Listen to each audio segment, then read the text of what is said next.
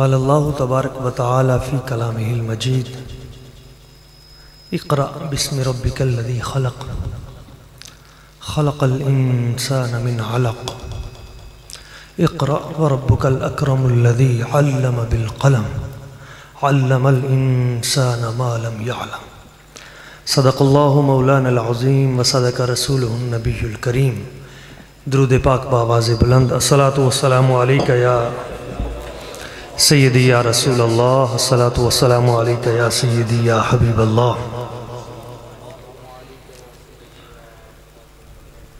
عزت مآب مکرم و محترم حضور قبلہ پیر سید عبدالحق شاہ صاحب دام لطفہ، صاحبزادہ والا شان دیوان حامد مسعود صاحب دام لطفہ، عزت مآب سید آصف حسین شاہ صاحب دامت برکاتہم القدسیہ، دیگر جمیع سادات کرام، عظیم علماء کرام، صاحب علم و دانش جناب قبلہ علامہ محمد حنیف نظامی صاحب،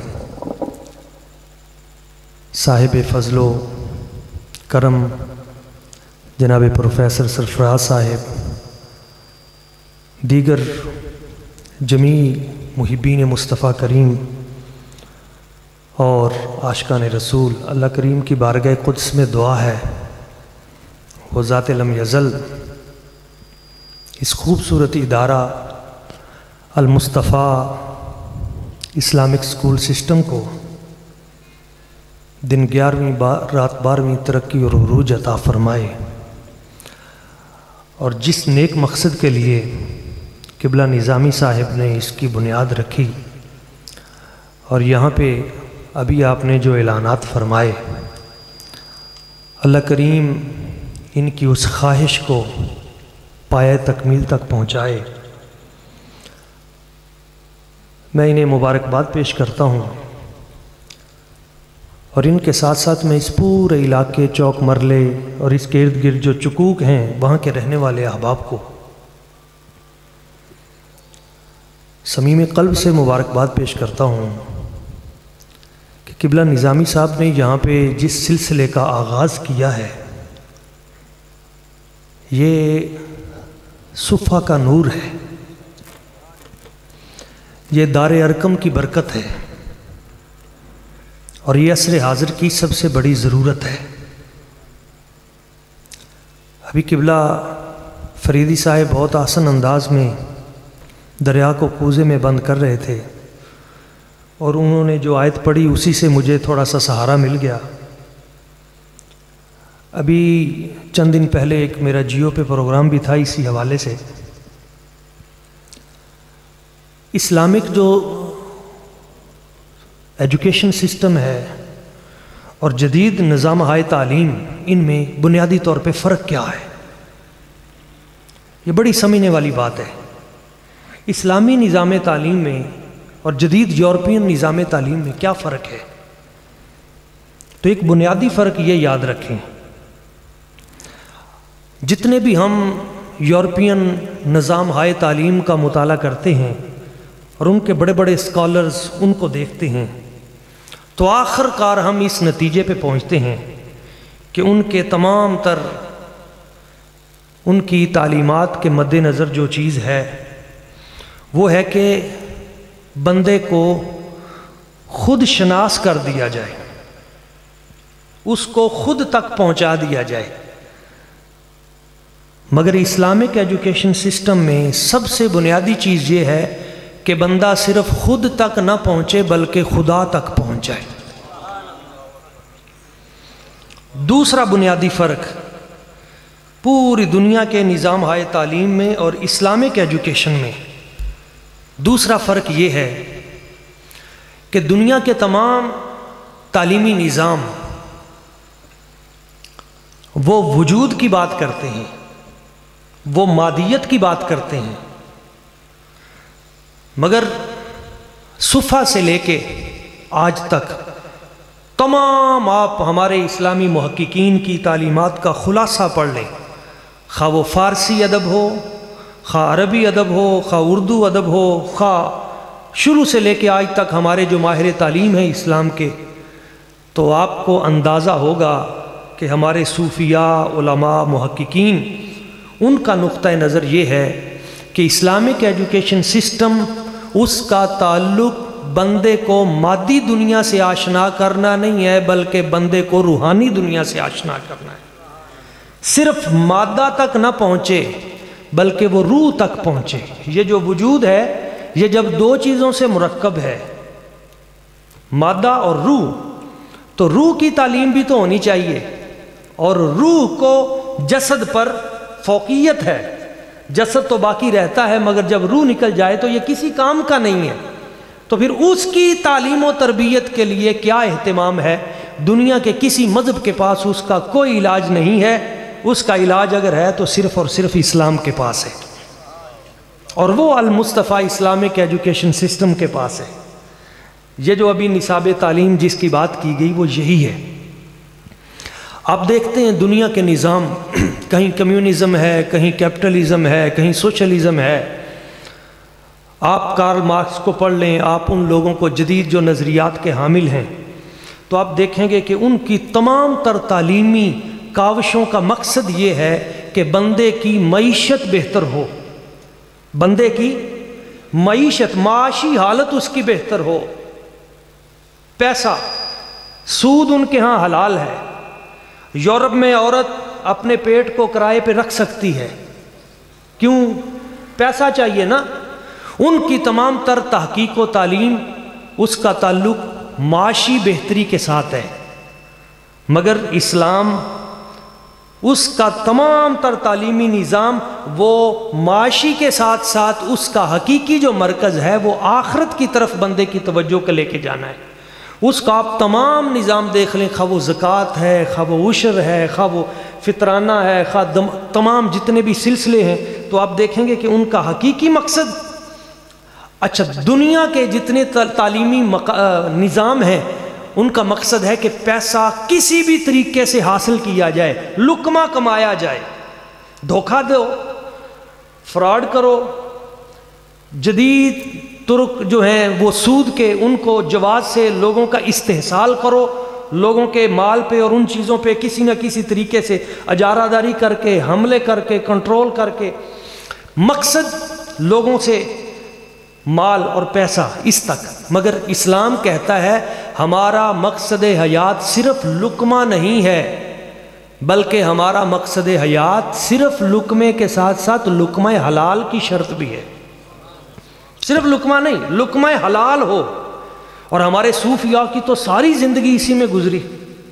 آپ حضور بابا صاحب کو پڑھ کے دیکھ لیں، بلکہ لقمہ حلال سے بھی اگلی بات ہے تصوف میں تو، کہ لقمہ حلال کا بھی ترک۔ آپ دیکھیں نا ہمارے سلسلہ نقشبندیہ میں یہ جو ٹوپی ہوتی ہے اس کے 5 کٹ ہوتے ہیں، تو وہ 5 کٹ کیا ہوتے ہیں، اس کا کیا مقصد ہوتا ہے؟ صوفیاء یہ جو 5 کٹ آپ دیکھیں گے، یہ ٹوپی، یہ بچے نے جو کیمرہ میں نے اس کے سر پہ یہ ٹوپی ہے، نقشبندی ٹوپی، 5 کٹ ہیں اس کے اوپر، تو یہ کیا ہے اصل میں؟ مطلب ایک تو گنبد خضرا کی تشبیہ ہے، مگر اس کے ساتھ ساتھ صوفیاء کہتے ہیں کہ اصل میں جب صوفی ولی کسی کو اپنا بیلی یا مرید بناتے تھے تو وہ پہلے 1 کٹ لگاتے تھے۔ کیا؟ یہ ہے ترک دنیا۔ پھر دوسرا کٹ لگاتے تھے کچھ عرصے کے بعد اس کی تربیت کا، یہ ہے ترک عقبہ، کہ اس کا وہ بھی نہ رہے بلکہ اس کا مقصد صرف رضائے خداوندی ہو جائے، عبادت کا مقصد صرف وہی ہو جائے۔ پھر کچھ عرصے کے بعد اس کی تربیت کرتے ہوئے تو پھر وہ کہتے تھے ترک طعام، پھر اگلا کٹ لگاتے تھے ترک کلام، اور پھر آخر میں ہوتا تھا ترک منام۔ یہ جب 5 کٹ مکمل ہو جاتے تھے تو بندے کی تعلیمی سلسلے کی جو انتہا تھی وہ بھی مکمل ہو جاتی تھی۔ اچھا یہ ہے وہ صوفیاء کے سلسلے میں یہ برکات جن سے آج ہم دور ہوتے جا رہے ہیں۔ تو اسلامی جو سسٹم ہے اس میں صرف لقمہ نہیں ہے بلکہ لقمہ حلال ہے، اور اس سے بھی پھر اتنا کہ جس سے یقمنا صلبہ، آپ کی جو پیٹھ ہے وہ کھڑی ہو سکے، بحسب لقیمات، چند لقمے جس سے آپ چل سکیں، آپ کام کر سکیں۔ اور یہ جو بات ہم نے ابھی کی ہے نا اسلام کی جو پہلی وحی ہے، آپ دیکھتے ہیں کہ اس میں اقرا لفظ 4 بار ہے، 2 بار پہلی وحی میں، اقرا 2 بار ہے، رب کا لفظ بھی 2 بار ہے، انسان کا لفظ بھی 2 بار ہے، اور علمہ کا لفظ بھی 2 بار ہے پہلی وحی میں۔ اس ترتیب کو آپ ملحوظ خاطر رکھیں۔ ابھی جب میرا پروگرام تھا تو وہ آپ جانتے ہیں کہ اس طرح کے لوگ بھی ہوتے ہیں، اور ہمارے یونیورسٹیوں میں وہ اس طرح کے بندے پیدا بھی کیے جاتے ہیں جو غلط ترجمے کر کے لوگوں کو گمراہ کرتے ہیں۔ تو ایک اسکالر صاحب اس کا ترجمہ کرتے ہیں جو کتابوں میں بھی لکھا ہوا ہے، وہ جی جبریل آئے اور انہوں نے آ کے کہا کہ اقرا پڑھیے، تو حضور نے فرمایا ما انا بقاری، میں پڑھا ہوا نہیں ہوں، میں پڑھ لکھ نہیں سکتا۔ تو میں نے کہا جناب ہماری موجودگی میں تو یہ دھاندلی نہیں چلے گی، ہم نہ ہوتے تو چلیں آپ بات کر کے چلے جاتے۔ میں نے کہا یہ کس لفظ کا آپ نے ترجمہ کیا ہے کہ میں پڑھا لکھا نہیں ہوں؟ قرآن مجید میں تو نہیں ہے، حدیث پاک میں بھی نہیں ہے۔ کہا جی یہ ہے نا ما انا بقارین۔ میں نے کہا نہیں، اس کا معنی یہ تو ہے ہی نہیں کہ میں پڑھا لکھا نہیں ہوں۔ ویسے بھی میں نے کہا عقلاً بھی آپ کی بات درست نہیں ہے۔ کیوں؟ اگر میں ایک شخص سے کہوں جو نہ پڑھا لکھا ہو، اس سے میں کہوں اقرا، تو کیا وہ اقرا نہیں پڑھ سکے گا؟ بھئی ان پڑھ سے ان پڑھ بندہ بھی اسے کہیں اقرا، تو کیا وہ اقرا نہیں پڑھ سکے گا؟ یہ تو پڑھ لے گا۔ میں نے کہا یہ بات عقلاً بھی خلاف ہے، اس کا معنی یہ ہے ہی نہیں ما انا بقارین کہ میں پڑھا لکھا نہیں۔ تو کہنے لگے کیا معنی ہے؟ میں نے کہا یہ خود بتا رہا ہے ما انا بقارین، میں پڑھنے والا نہیں، ایسے نہیں میں پڑھوں گا، میں پڑھنے والا نہیں۔ تو کہنے لگے جی اس کی کوئی یہ ترکیب کہیں قرآن میں اور بھی دکھا سکتے ہیں آپ، یہی سٹائل، یہی ترکیب، یہی اسلوب؟ تو میں نے کہا بالکل موجود ہے، ما انا بقارین، میں پڑھنے والا نہیں، یہ نہیں کہ میں پڑھ سکتا نہیں، یہ نہیں، میں پڑھنے والا نہیں۔ کیسے؟ میں نے کہا ویسے جیسے اللہ تعالیٰ نے قرآن پاک میں فرمایا کہ جب قابیل نے حضرت حابیل کی طرف ہاتھ بڑھایا قتل کے لیے، تو جناب حابیل نے کیا کہا تھا؟ لئن بسطت الی یدک لتقتلنی، اگر تو اپنا ہاتھ بڑھائے گا میری طرف مجھے قتل کرنے کے لیے، ما انا بباسط ما انا بقارئ، سیم ترکیب ہے وہی، ما انا بباسط، میں اپنا ہاتھ بڑھانے والا نہیں۔ میں نے کہا مجھے بتاؤ کہ کیا حضرت حابیل کے ہاتھ میں طاقت نہیں تھی؟ بتاؤ نا، کیا طاقت نہیں تھی؟ طاقت تھی۔ ما انا بباسط یدی الیک لیقتلک، میں اپنا ہاتھ تیری طرف بڑھانے والا نہیں کہ میں تجھے قتل کروں، کیونکہ میں جانتا ہوں قتل اچھی بات نہیں ہے، اور تو رشتے میں میرا بھائی بھی لگتا ہے، میں یہ کام نہیں کرتا۔ کر سکتا ہوں، کر سکتا ہوں، یہ نہیں کہ میرے پاس طاقت نہیں ہے، کر سکتا ہوں۔ ما انا بباسط، لیکن میں ہاتھ بڑھاؤں گا نہیں، بڑھا سکتا ہوں۔ ما انا بقارین، میں نہیں پڑھوں گا، پڑھ سکتا ہوں پڑھ سکتا ہوں، مگر میں ایسے نہیں پڑھوں گا کہ تم کہو اقرا اقرا اقرا، پڑھ پڑھ، کیا پڑھوں؟ ایسے نہیں، کیسے پڑھوں گا؟ تو میں نے کہا حدیث پاک میں ہی ہے، جب جبریل امین نے کہا اقرا بسم ربک الذی خلق، اپنے رب کے نام پہ، اپنے رب کا، تو حضور نے فرمایا ہاں ہم اس علم کو جائز نہیں سمجھتے جس میں میرے رب کا ذکر نہ ہو، وہی علم حقیقی ہے جس میں رب العلا کا، اللہ کریم کی ذات کا، توحید باری تعالیٰ کا، جس نے ہمیں تخلیق کیا ہے، جس نے ہماری خلقت اور ہمیں بنایا ہے، ہم اسی علم کو جائز سمجھتے ہیں جس میں علم بخشنے والے خدا کی بات ہوگی۔ پہلی وحی میں میرے حضور نے الہاد اور لبرلزم کے تمام فتنوں کو چاک کر کے رکھ دیا۔ اور پھر ویسے بھی یہ کیسے ہو سکتا ہے کہ حضور فرماتے ہیں انما بعثت معلما، مجھے تو رب نے بھیجا ہی معلم بنا کے ہے، میری تو بعثت ہی معلم کی صورت میں ہوئی ہے، تو جو ذات بھیجی معلم بنا کے گئی ہو، جس نے سارے جہانوں کو پڑھانا ہو، اس کے بارے میں تم کہو کہ وہ پڑھے لکھے نہیں. بھئی اس سے بڑی بے ادبی اور گستاخی کیا ہو سکتی ہے جنہوں نے سارے جہانوں کو پڑھانا ہو. نبی کے تو آنے کا مقصد ہی یہ ہوتا ہے کہ ربنا وابعث فیہم رسولا من انفسہم یتلو علیہم آیاتک ویعلمہم الکتاب والحکمت ویزکیہم. تعلیم جو کتاب و حکمت کی دے گا اس سے بڑا عالم کون ہوگا؟ تو آپ دیکھیں ایک بات اور میں آپ احباب کی سماعتوں کی نظر سب مجھ سے بہتر ہیں اور زیادہ بہتر جانتے ہیں. یہاں پہ جو اللہ کریم کی ذات و برکات نے فرمایا نا اقرأ بسم ربک الذی خلق خلق الانسان من علق اقرأ وربک الاکرم الذی علم بالقلم. اس ذات نے قلم سے علم سکھایا. تو یہ جو قلم ہے نا اس قلم کو میں سمجھتا ہوں کہ بطور ٹول استعمال کیا گیا ہے جس سے علم آگے پھیلتا ہے. وہ قلم بھی ہو سکتا ہے. اس دور میں اس کی سادہ تعبیر قلم تھی کہ آپ لکھ کر اس علم کو اگلی نسلوں تک منتقل کر دیں کتابی صورت میں. آج کے دور میں اس سے مراد صرف قلم نہیں ہوگا بلکہ ہر وہ شے ہوگی جس سے علم اگلے تک پہنچ رہا ہے. ہر وہ شے جس سے علم دوسرے تک پہنچ رہا ہے. تو آج جدید دنیا ہے, اس میں قلم کی جگہ موبائل نے لے لی ہے, اس میں کمپیوٹر نے لے لی ہے, اس میں جو ہم اپنی آواز کو دوسرے تک پہنچا سکتے ہیں تو وہ فیس بک ہے, وہ واٹس ایپ ہے, وہ ٹویٹر ہے, وہ ٹیلی گرام ہے, وہ جدید جتنے بھی ایپس ہیں ان کے ذریعے.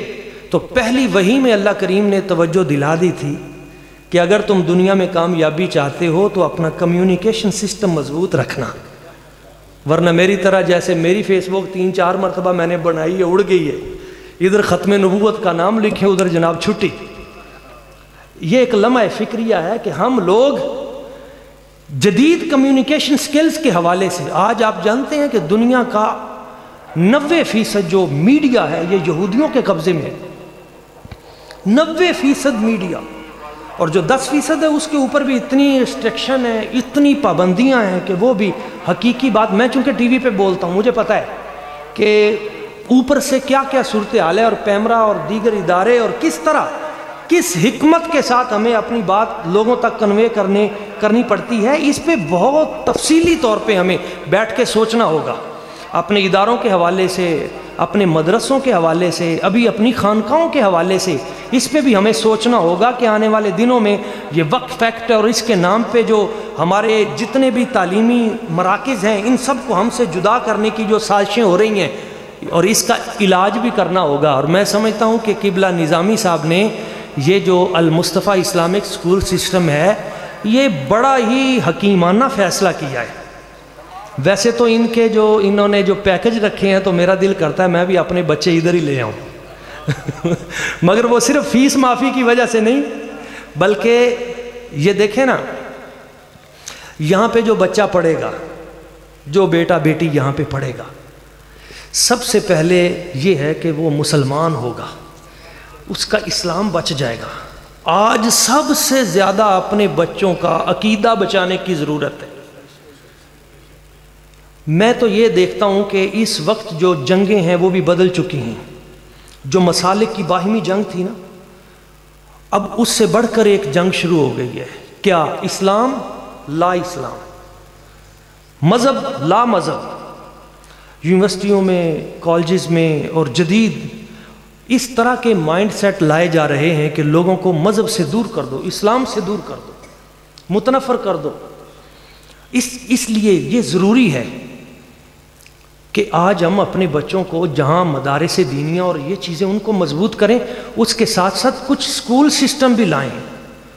شاید اس کے بعد یہ بھی ہمیں موقع نہ ملے, اور اپنی نسلوں کے ایمان کو بچا لیں, دین کو بچائیں. ہمارا بچہ جب جاتا ہے وہ یونیورسٹی میں BS کرنے کے لیے, وہاں پہ جناب انگلش لٹریچر میں, تو ہمیں کچھ عرصے کے بعد پتہ چلتا ہے کہ وہ موصوف تو جناب وہ تو اسلام کو شک کی نظر سے دیکھ رہے ہیں, وہ تو اللہ تعالیٰ کی ذات پہ وہ جناب سوالیہ نشان کھڑا کر کے. بھائی اس لیے ضرورت ہے کہ وہاں تک پہنچنے سے پہلے اپنے بچے کی جو ذہنی صلاحیتیں ہیں ان پہ اللہ اور اس کے رسول کا نام نقش کر دو.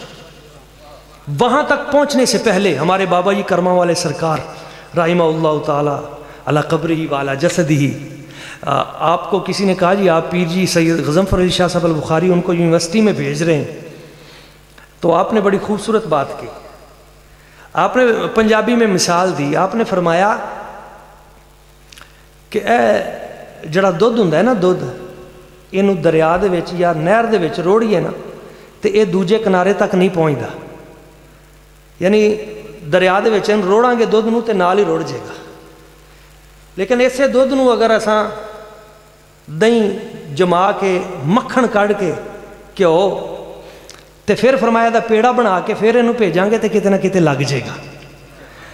تو فرماتے ہیں بچوں کو جہاں مرضی بھیجو مگر پہلے انہیں مکھن بناؤ، انہیں گھی بناؤ، پہلے ان کی تربیت کرو، پہلے ان کی تربیت کرو۔ اب جو بچہ اس مرحلے میں المصطفیٰ ایجوکیشن سسٹم کے تحت بچپن میں 30 قرآن کی آیتوں سے مسئلہ ختم نبوت سمجھ گیا اور 30 حدیثیں اس کو زبانی یاد ہو گئی حضور کی ختم نبوت پہ، میں کہتا ہوں اسے ربوہ کے کسی سکول میں بھی لے جائیں، وہ وہاں پر بھی تاجدار ختم نبوت کا نعرہ لگائے گا۔ اور یہ وقت کی سب سے بڑی ضرورت ہے، ہم اپنے بچوں کے ایمان کی حفاظت کریں، ان کی تربیت، اور ان کو خود وقت بھی دیں۔ صرف یونیورسٹی کے، کالجز کے، اداروں کے، وہاں کے جو اساتذہ ہیں، صرف ان کے رحم و کرم پہ اپنی نسلوں کو نہ چھوڑیں، اپنی بیٹیوں کو صرف ان کے رحم و کرم پہ نہ چھوڑیں۔ نہ، وہ تو دور تھا جب حضرت قبلہ اکبر آل آبادی رحمہ اللہ نے کہا تھا بے پردہ کل جو آئیں نظر چند بیویاں۔ میں کہتا ہوں وہ دور تھا جب اکبر صاحب قبلہ کو چند بیویاں نظر آئی تھیں، آج ہوتا تو کہتا نظر ہی نہیں آ رہی۔ وہ کہتے ہیں بے پردہ کل جو آئیں نظر چند بیویاں، اکبر زمین میں غیرت قومی سے گڑ گیا، پوچھا جو ان سے آپ کا پردہ وہ کیا ہوا، کہنے لگیں کہ عقل پہ مردوں کی پڑ گیا۔ اور ابھی جو سسٹم ہے وہ ہمارا قانونی سسٹم، اس میں خواتین کے لیے جس انداز میں، اور پھر یہ جو میرا جسم میری مرضی کے نعرے لگانے والا نیا ٹولہ آ گیا ہے، یہ بھی وہی باہر سے فکر ہے جن کو پروموٹ کیا جا رہا ہے۔ ابھی ملالہ کا تازہ بیان آپ سن چکے ہیں، اس کے پیچھے پوری یورپین لابی، پوری امریکن لابی، پورا عالم کفر لگا ہوا ہے۔ اور ایک آپ کو اور بھی بات بتا دوں، پورے عالم کفر کو اس وقت نہ سعودی عربیہ سے خطرہ ہے، نہ مصر سے خطرہ ہے، نہ اسے پوری دنیا کے کسی اسلامی ملک سے خطرہ ہے۔ اس کو آج بھی اگر خطرہ ہے تو وہ صرف اور صرف پاکستان سے ہے۔ کیوں؟ اسے پتہ ہے جب ہم نے مسجدیں بند کروانا چاہیں تو مسجد نبوی بھی ہو گئی، خانہ کعبہ بھی کروا لیا، انڈونیشیا سے لے کے آخر تک ہر ملک کا 57 اسلامی ممالک۔ مگر اس پرفتن دور میں بھی اگر کسی اسلامی ملک کی مسجد کھلی رہی تو وہ صرف اور صرف پاکستان ہے۔ ہر ملک کا، اسلامی ملک کا مولوی اور عالم، یہ بات میں پوری ذمہ داری سے کر رہا ہوں، تو وہ جو ارباب اقتدار ہیں ان کا لکھا ہوا ورک اس کے مطابق چل رہا ہے۔ اور سعودی عربیہ میں بھی اگر کسی نے اختلاف کیا تو اسے قتل کر دیا گیا، پھانسی دے دی گئی۔ ہاں، نہیں ہے کہیں بھی۔ آج بھی اگر دنیا میں کوئی ملک ہے جہاں پہ حق کی بات کسی نہ کسی حد تک جاری ہے اور عوام جو ہے وہ ابھی اپنے اہل علم علماء کے پیچھے چلتی ہے اور اپنے جو مقتداء و پیشوا ہیں ان کی بات کو مانتی اور سنتی ہے، تو وہ صرف پاکستان ہے۔ اس لیے ہم پہ ذمہ داری بھی زیادہ ہے، ہم اپنی نسلوں کا ایمان بچائیں۔ اس اسلام کو اور ایمان کو بچانے کے لیے جہاں اور بہت سارے طریقے ہیں، ان میں سے اس وقت ایک بہترین طریقہ یہ ہے کہ ایسے ادارے بنائیں۔ اور میں نے آج قبلہ نظامی صاحب سے یہ سیکھا ہے کہ میں جب یہاں سے جاؤں تو میں اپنے علاقے میں جہاں میں نے مدرسہ بنایا ہے، جہاں مسجد بنائی ہے، جہاں خانقاہ ہے، جہاں باقی چیزیں ہیں، تو مجھ پہ یہ لازم ہے کہ میں وہاں کے بچوں کو بچانے کے لیے وہاں ایسا سکول بھی بناؤں۔ یہ بات اگرچہ مفتی تقی عثمانی نے کی تھی جو ایک اور مسلک سے ان کا تعلق ہے، مگر کوئی اچھی بات ہو تو وہ کہیں سے بھی لے لینی چاہیے۔ اختلاف اپنی جگہ پہ حق ہے۔ اس نے کہا تھا اپنے ان علماء کے لیے آج سے 20 سال پہلے، اس نے کہا تھا کہ آپ کے مدرسے میں کتنے فیصد بچے آ رہے ہیں؟ مجموعی معاشرے کے کتنے فیصد بچے آپ کے مدرسے میں آ رہے ہیں؟ 0.05 شاید اس سے بھی کم. معاشرے کے اس سے بھی کم بچے. 100% بچہ کہاں جا رہا ہے؟ اسکول میں جا رہا ہے، کالج اور یونیورسٹی میں جا رہا ہے. تو اے علماء، تم 0.05 اور اس سے بھی کم جو بچے ہیں، یعنی 100 میں سے بھی آدھا اور اس سے بھی کم، تو تم اس کی طرف تو ساری توجہ دے کے بیٹھے ہو، ساری توجہ، اور وہ جو 100% معاشرہ ہے اس کی طرف کس نے توجہ دینی ہے؟ آپ دیکھ لیں گے کسی بھی مدرسے میں بچوں کی تعداد کوئی 40 ہے، کوئی 50 ہے، کوئی 100 ہے، مگر اس چوک مرلے میں جتنے سکول ہیں ان سکولوں کی تعداد آپ نکالیں تو ہزاروں میں نکلے گی. تو ان ہزاروں بچوں کے لیے کس نے کام کرنا ہے؟ اپنے اپنے علاقے میں سکول بنائیں. جدید جو فتنے ہیں ان کا اگر مقابلہ کرنا ہے تو پھر جدید طریقے ہمیں استعمال کرنے ہوں گے. معزز احباب، آخر میں یہی پیغام دوں گا کہ جو صوفیاء کے سلسلے سے تعلق رکھتا ہے، یہ محبتوں کا سلسلہ ہے، یہ پیار کا سلسلہ ہے، اور اس میں جو سب سے بڑی چیز ہے وہ ہے کہ جو ان درگاہوں سے، ان خانقاہوں سے اور ان آستانوں سے اور ان اداروں سے پڑھتا ہے، وہ بچہ دوسروں کے لیے ضرر کا باعث نہیں بنتا، وہ دوسروں کے لیے شفا بنتا ہے، وہ دوسروں کے لیے رحمت بنتا ہے. اس ادارے کے جتنے بچے، اس علاقے کے جتنے بچے یہاں پڑھیں گے وہ گناہوں سے بچ جائیں گے. کیوں؟ یہاں ان کو نماز سکھائی جائے گی. وہ گناہوں سے بچ جائیں گے، یہاں ان کو بتایا جائے گا کہ چوری نہیں کرنی، ڈکیتی نہیں کرنی، سود نہیں کھانا، جھوٹ نہیں بولنا، اخلاق حسنہ، اس کی ترویج یہاں پہ ہوگی. اور سب سے بڑی بات یہ ہے کہ وہ خود جو معلم ہے یہاں پہ، جب وہ خود سراپے کردار ہوگا اور نبی پاک کی سنت کی عملی تصویر ہوگا تو اس کے اثرات خود بخود ہو جاتے ہیں. میری تقریر اور گفتگو ختم ہو گئی. حضرت خواجہ باقی باللہ رحمہ اللہ کے پاس ایک شخص آیا اور اس نے آ کے کہا، حضرت آپ کی تقریر سننے کو دل کرتا ہے. تو حضرت خواجہ باقی باللہ جو سلسلہ نقش بندیہ کے وہ عظیم ہستی، جن کے شاگردوں میں حضرت مجدد پاک جیسی ہستیاں ہیں، آپ فرماتے ہیں خواجہ باقی باللہ، فرمایا جس نے میری چپ سے کچھ نہیں سیکھا اسے میری تقریر بھی فائدہ نہیں دے گی. کامل وہ ہوتا ہے جس کی صورت اور جس کی چپ سے ہی بندے کو سب کچھ مل جائے. اللہ کریم کی بارگاہ قدس میں دعا ہے کہ وہ ہمیں ان باتوں پہ عمل کرنے کی اور اس پیغام کو آگے پہنچانے کی توفیق اور سعادت عطا فرمائے.